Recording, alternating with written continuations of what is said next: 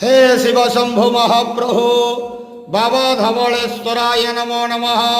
दीपं ज्योति परम ब्रह्म दीपं ज्योति जनार्दन दीपाहरत मे पाप पूजा दीप नमस्तुते। महाप्रभु धवलेश्वराय नमो नमः। संसार सुखी रखंतु। आज शुभ शुक्रवार रे समस्त श्रद्धालु भक्त मान आश्रीपद करंतु। मनस्कामना पूर्ण करंतु। कर्म क्षेत्रोन्नति करंतु। ग्रहरिष्ठ खंडन करंतु। जगतर मंगल करंतु। विश्वर कल्याण करंतु। आपणकर नाम विख्यात करंतु। सेवकर डाक श्रवण करंतु। समस्त गुआवसा भक्त मानकर मनस्कामना पूर्ण करंतु। महाप्रभु धवलेश्वराय नमो नमः। संसार सुखी रखंतु अंधकेवार हरि बोलो। आज शुभ शुक्रवार रे समस्त श्रद्धालु भक्त मानक आश्रीपद करंतु आनंद केवार हरि बोलो।